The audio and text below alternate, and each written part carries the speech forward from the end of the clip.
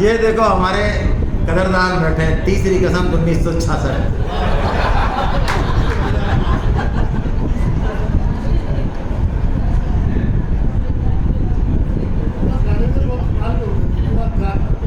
भाई देखो ये अध्यात्म ही था पूरा, इसमें फिल्म तो ये नाम है, ये अध्यात्म ही है। और इसके अंदर इस अध्याय का जो चैप्टर का नाम है उसका पूरा सार छुपा है। आखिर भगवान ने ये दुनिया बनाई क्यों? ऐसा क्वेश्चन दे दिया इसने, बताइए यार क्या चाह रहे हैं भगवान? ये एक ही भगवान जो शास्त्र कह रहे हैं अनेक रूपों में प्रकट हो रहे हैं, तो चाह क्या रहे हैं आखिर? कमी क्या है उनके पास?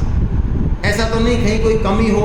भगवान की सृष्टि ऐसी नहीं है कि रोड़ी ईंट और पत्थर लाके मकान बना दिया, ऐसा नहीं है। रोड़ी भी बनी है तो भगवान ही बने, ईंट भी बनी है तो भगवान ही बने, कारीगर बने तो भगवान ही बने, बनने वाले भी वो, पदार्थ भी वो, बनाने वाले भी वो, सब कुछ वही है, उनके अलावा कोई दूसरा तत्व क्या? वैसे कैसी बात है? यही तो बात है जिसको स्वामी जी कहते हैं गीता की सबसे ऊंची बात, वासुदेवा सर्वम, सब कुछ भगवान। क्यों किया फिर उन्होंने ऐसा खेला भाई? इतने सारे क्यों बनाए? क्योंकि भगवान को एक चीज की कमी है, बाकी तो सब चीजें उनके पास है।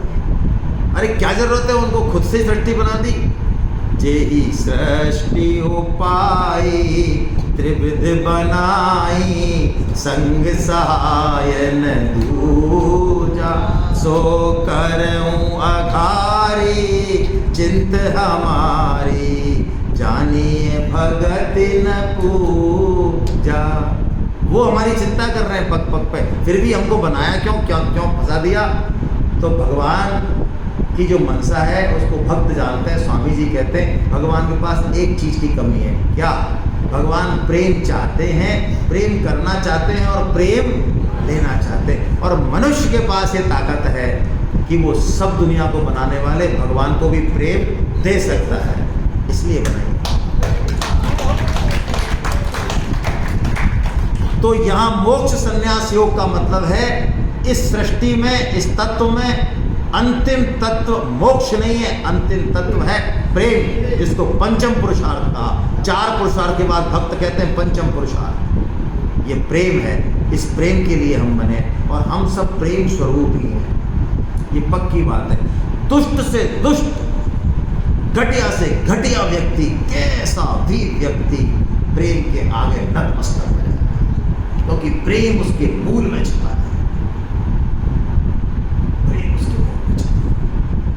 यही चाहते हैं भगवान हमसे, प्रेम ही चाहते हैं। और मजे की बात, बहुत इंपॉर्टेंट बात, बहुत ही महत्वपूर्ण बात, हम जिस तरह से भगवान को प्रेम कर सकते हैं पूरी दुनिया में दूसरा कोई उस तरह का प्रेम कर ही नहीं सकता। यदि आप सोचें कि 600 करोड़ में से 599 करोड़ लोग तो प्रेम कर रहे हैं, मैंने करूं तो क्या हुआ? नहीं, भगवान अपूर्ण ही रहेंगे। हम जिस तरह से भगवान को प्रेम कर सकते हैं, भगवान उसी प्रेम के भूखे, बस हमसे वही चाहिए, नकल नहीं चाहिए किसी की। हम जिस तरह से प्रेम कर दें उसी के भूखे भगवान। ये ऐसे ही है जैसे माँ के 10 बेटे और 9 बेटे आ जाए और एक माँ के 2 बेटे, उसके 2 आ जाएं, इसके 9 आगे, दोनों पड़ोसी हैं, इसके 9 आगे, इसके दोनों की दोनों आगे। यहाँ दिवाली फुल मन रही है, यहाँ दिवाली अभी फुल नहीं है। क्यों? 10वें की कसर है।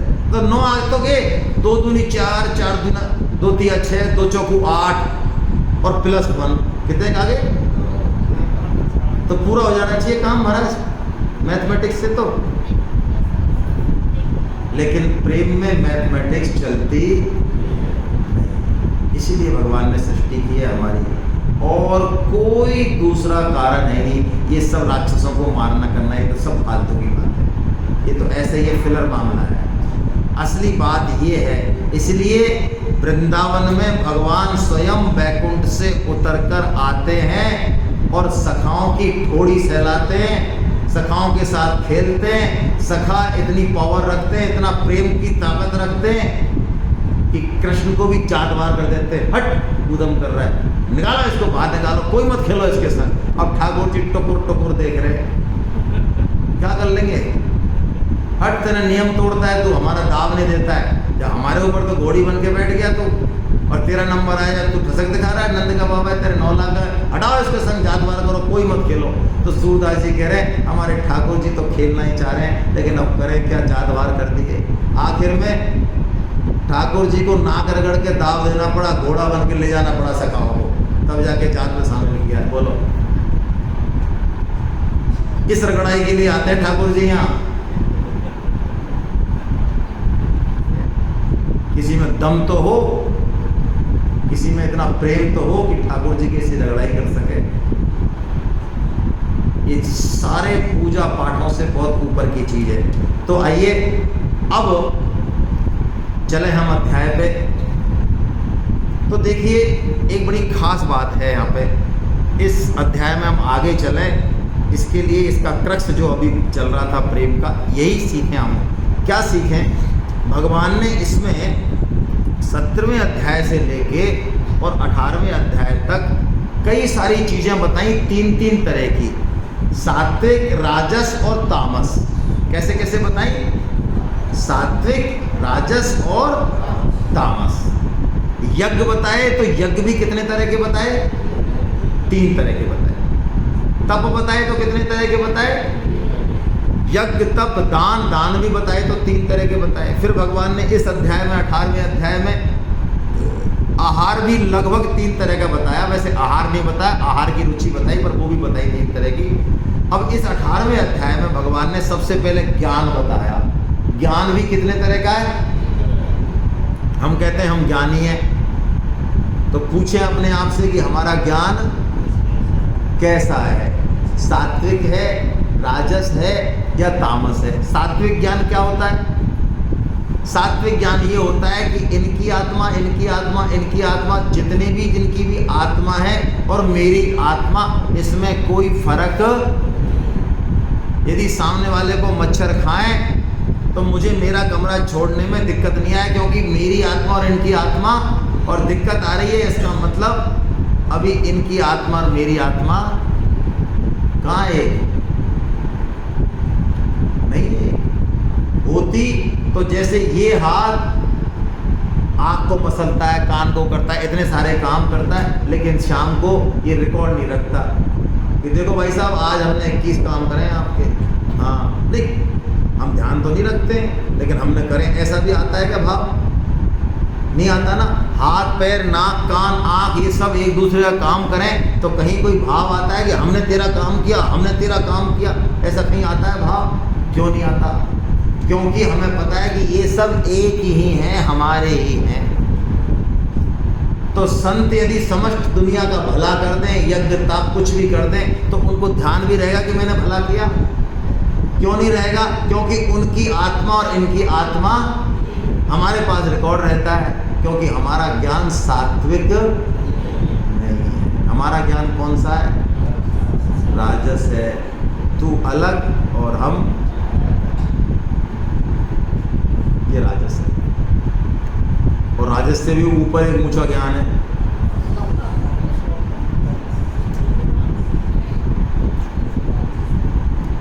वो ये कहता है तुम हो ही नहीं, हम ही हमें, बस तुम तो इसलिए हो कि तुम किसी दिन हमारे जो है काम आ जाओ, हमारा कोई काम कर लो,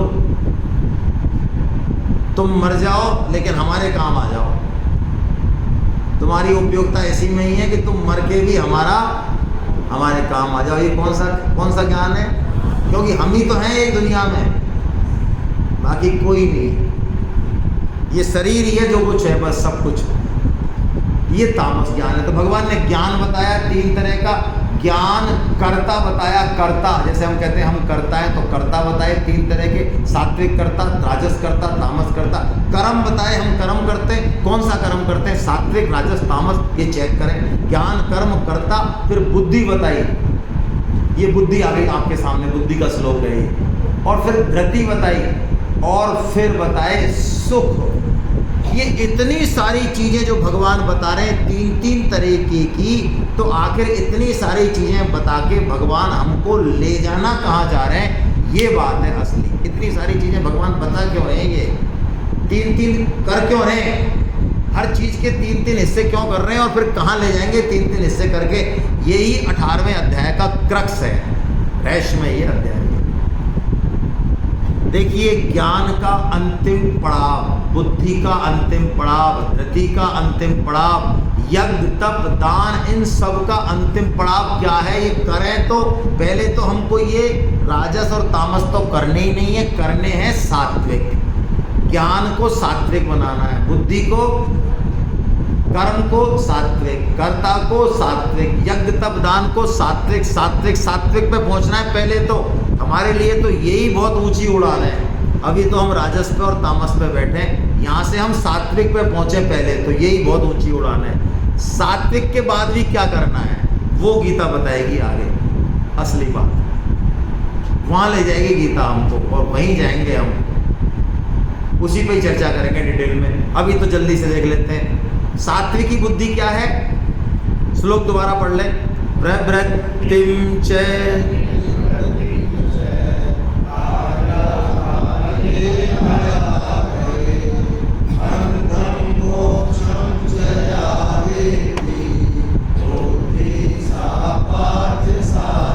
सात्विक की बुद्धि क्या है, जिंदगी में क्या करना चाहिए और क्या नहीं, अर्थ और काम में कितना समय देना है, धर्म और मोक्ष में कितना देना है, ये जो ठीक से जानता है वो बुद्धि, बोलो कितनों की है?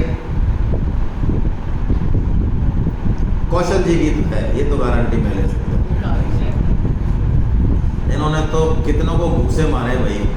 मुझे तो पता चला, मैं समझ रहा था इनके घूसे जो है ना जयपुर में ही चलते हैं, आज मेरे को पता चला इनके घूसे उड़ीसा और नागपुर तक भी चलते हैं। माँ वाले भी घबराते हैं इनसे, इनके जिया जी भी घबराते हैं, इनके भी जमा चुकी हैं ये।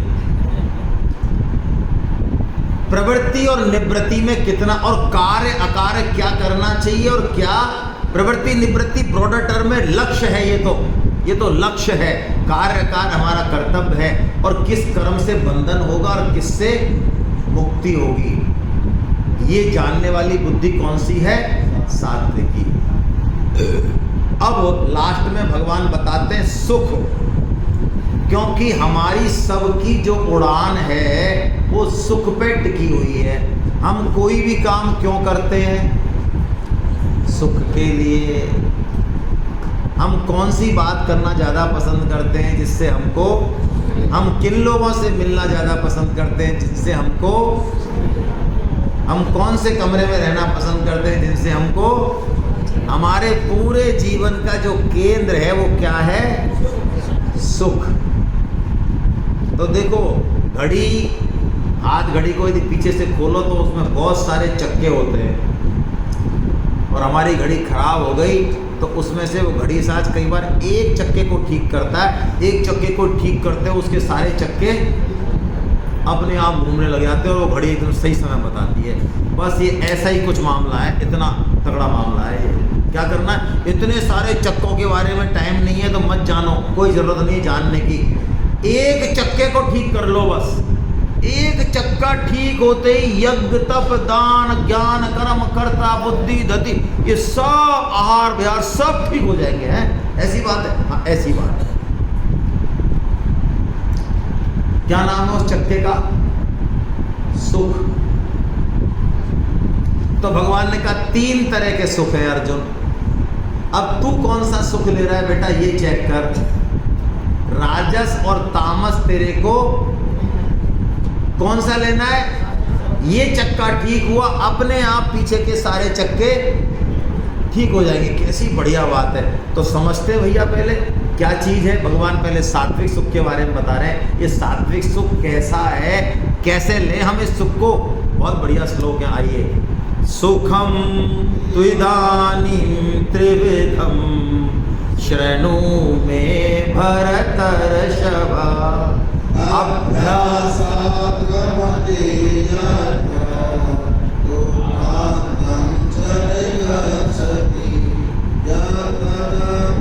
बस इतना रहने दो। भगवान कह रहे हैं 3 तरह के सुख हैं। इसमें सात्विक सुख का भगवान ने पहला लक्षण बताया, अभ्यासात रमते यत्र। ओहो, इसमें अभ्यास से रमन होगा। क्यों अभ्यास? क्यों? भगवान ने कहा भैया ये शुरू में लगता है विष की तरह, और बाद में लेकिन धीरे धीरे अभ्यास करेगा तो कैसा लगेगा? अमृत की तरह। गीता पढ़ना शुरू में कैसा लगता है? भाई साहब क्या बोल रहे हो पता नहीं, हमको तो यही नहीं समझ में आ रहा, हिंदी बोल रहे हो कि उर्दू बोल रहे हो। ये भगवान ने जब ये गीता कहीं, भाई साहब थोड़े सरल शब्द नहीं कह सकते थे? जैसे हम आज बोलते हैं, क्या क्या शब्द बोले भगवान ने। कोई हमारा जुड़ाव गीता से हो ही नहीं पाता है। कई लोग कहते हैं अच्छा तो साहब आप 2-2,500 रुपये ले रहे हो सेमिनार के, चलो कोई बात नहीं, तो आप क्या करोगे वहाँ पे? तो मैंने कहा देखो वैसे तो हम गीता पढ़ाते हैं, पर गीता तो छोड़ो, आप एक चीज़ हम जरूर करते हैं गीता सेमिनार में। आजकल अमेरिका में बहुत बड़ी बीमारी फैल रही है, करोड़ों रुपए खर्च हो रहे हैं, लोगों को नींद नहीं आ रही है रात भर और गोलियां लेते हैं डॉक्टर से। तो हम तुम गीता सेमिनार में आ जाओ, आपको खर्राटेदार नींद में सुला देंगे।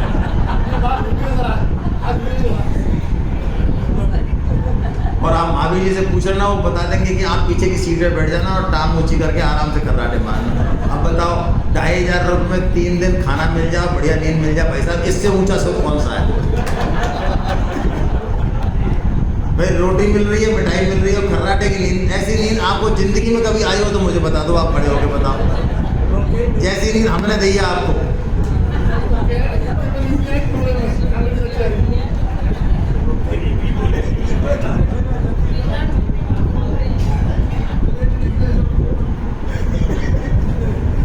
सात्विक सुख का मतलब है जहां भगवान की चर्चा, भगवान का नाम हो, भगवान का गुण हो, वो सत्संग है। यदि कहीं भगवान का नाम नहीं है, गुरु के चरणों को पूज लो, भगवान से कोई लेना देना नहीं है, मेरा हाथ जोड़ के निवेदन है, माँ से बिल्कुल पतली गली से निकल आना भैया। जहां भगवान के नाम का, गुणों का, लीला का, कथा का, रूप का वर्णन नहीं, गुणानुवाद नहीं, वहां कितनी भी बढ़िया जगह हो रहने की जरूरत नहीं है, क्योंकि वो सत्य का संग है ही नहीं। सत्य एक ही का नाम है, सत्य है भगवान श्री कृष्ण, भगवान श्री राम, इनके अलावा दूसरा कोई सत्य है ही नहीं। खत्म कहानी, हटाओ। एक कोई कबीर पंथी और कोई पता नहीं 50 तरह के पंथ हैं हिंदू धर्म में, दुनिया भर के उठ पटा, सब फर्जी बड़ा है वो। आपका मन हो भले उसमें, पतन होगा आपका, महान पतन होगा। निकलो इस मोहजाल से, आपको ब्रेन वॉश कर दिया गया है। गीता की शरण में आओ, कुछ दिन रहो, भगवान कृपा करके बुद्धि देंगे, विवेक देंगे, जिससे आपको सही चीज दिखेगी।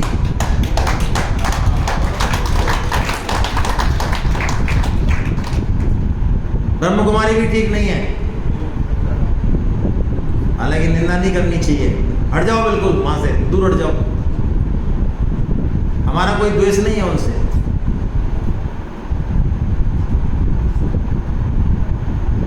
भगवत गीता के अनुसार जो है वो सही है, स्वामी जी के अनुसार जो है वो सही है।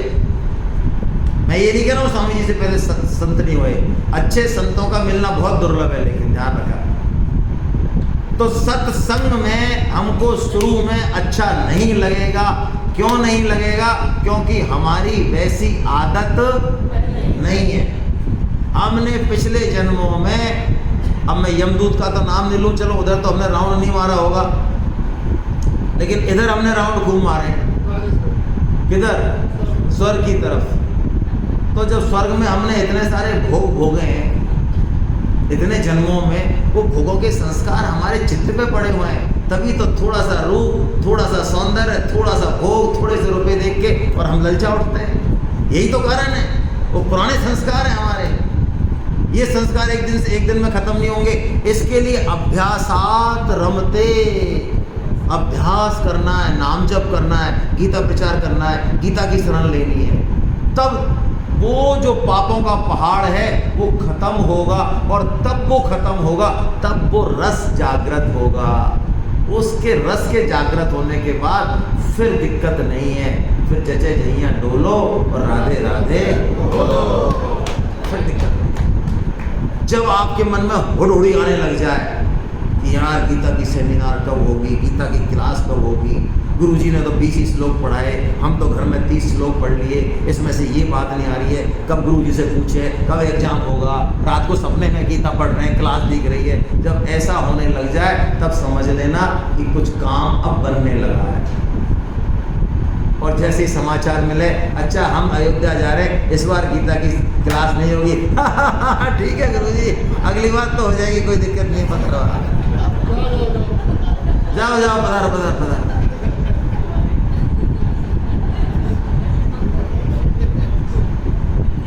इसका मतलब अभी अभ्यास की,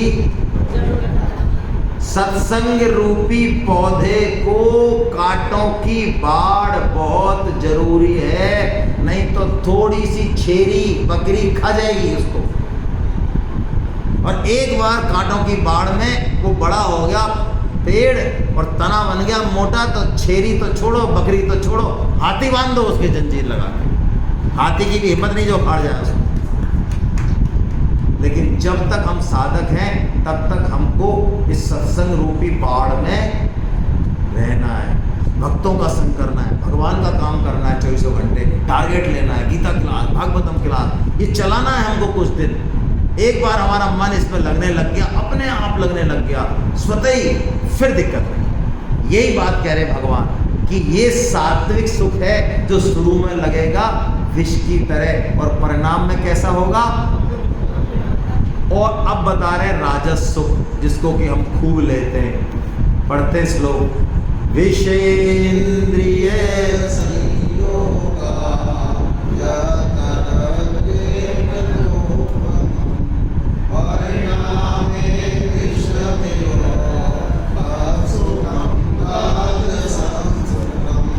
ये जो राजस सुख है ऊटपटांग चीज़ों से, गलत सलत खान पान से, शराब से, और भी ऊटपटांग जो इलिसिट रिलेशनशिप है, बाकी चीज़ों से जो हम सुख लेते हैं, ये हमारे संस्कार में बैठे हुए हैं। हमारे संस्कार में बैठने का क्या मतलब है, संस्कार का क्या मतलब है। एक स्मृति होती है, स्मृति ही जन्म है और विस्मृति ही मृत्यु है। स्मृति के कारण हमें पता है कि इन त्वचा का संपर्क होगा, इस खाने का संपर्क होगा, तो एक ऐसा सेंसेशन आएगा जिसमें सुख है, ऐसा हमने मान रखा है यहाँ स्मृति में। इस कारण वो हमको सुख प्रतीत होता है, उसकी ट्रेनिंग की जरूरत नहीं है। जैसे मैं बताऊं, शराब मीठी होती है, कड़वी होती है,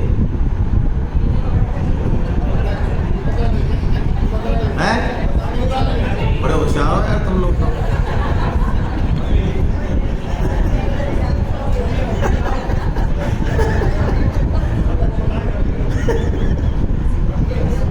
कड़वी होती है, कुछ हैं पीने वाले, चिंता मत करो, हमारे पास हैं। कड़वी होती है, तो कड़वी शराब को भी बताओ आराम से पीते कि नहीं पीते हैं। एक वो चुटकुला है ना, वो पत्नी बहुत मना करती थी पति को, शराब मत पियो, शराब मत पियो, शराब। तो एक दिन जो है उस पत्नी ने कहा, आग लगे हमें, इसके पीछे ही तुम जो है 24 घंटे है कैसी चीज़, जरा मैं भी देखूं। तो जैसे उसने भी, अरे थू राम इतनी कड़वी, तो ले, और तू क्या समझती थी मीठी है। अरे मैं कितने मुश्किल से पीता हूँ, तेरे को क्या पता है।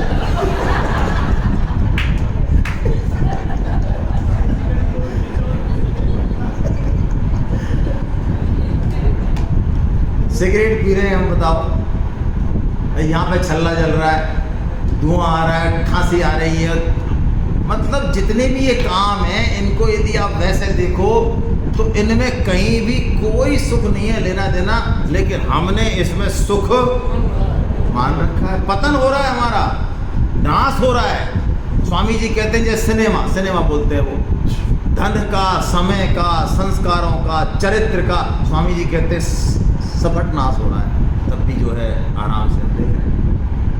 ये कौन सा सुख है भाई? क्यों? ये शुरू में लगता है अमृत की तरह, लेकिन परिणाम में कैसा होता है? विष की तरह होता है। इसलिए भाई विवेकशील है तो अंत को देखे। विवेकशील व्यक्ति परिणाम पे पहले दृष्टि, विवेक तो वही है। 3 तरह के आहार बताए, राजस आहार, तामस आहार। राजस आहार क्या करता है? राजस आहार वो सिर्फ आहा लड्डू, आहा बर्फी। अब सुबह लेटरिन में क्या होगा उसको होश नहीं है। सात्विक वाला क्या करेगा? सात्विक वाला खाने से पहले परिणाम पे जाएगा कि ये अब मैं जो 6 घंटे आगे काम करने वाला हूँ, सेमिनार में बैठूंगा, ये सही है खाना, सही है तो कितना खाना सही है, हित भुक, ऋत भुक और मित भुक, 3 चीजें देखता है वो, इसके बिना नहीं खाता वो। और राजस, ज्ञानी होता है राजस, ध्यान रखना, उसको पता सब कुछ है, शास्त्र के नियम पूरा पता है, लेकिन वो जितना बड़ा ज्ञानी है उतना ठोड़ गंवार है वो, क्योंकि ये तो स्टाम्प पेपर वाला गंवार है, ISI मोहर वाला, कौन सा तामस, इसको तो कोई देना देना ही नहीं है, ये तो ऐसी चीज़ें खाता है जैसे कोई, लेकिन सात्विक परिणाम पे दृष्टि रखता है, इसलिए ये राजस सुख हमको नहीं लेना है, अपने आप को कंट्रोल करना पड़ेगा, और सात्विक सुख में अपने आप को धीरे धीरे, ये चाबी है भाई आगे बढ़ने की आध्यात्मिक मार्ग में। हरे कृष्णा। अब बड़ी जोरदार बात, अब संपूर्ण कर्म योग को भगवान जो है 2 श्लोकों में कह रहे हैं, और अब हम इस कर्म योग को आज नए तरीके से पढ़ते हैं। आइए फिर एक भजन गाते हैं।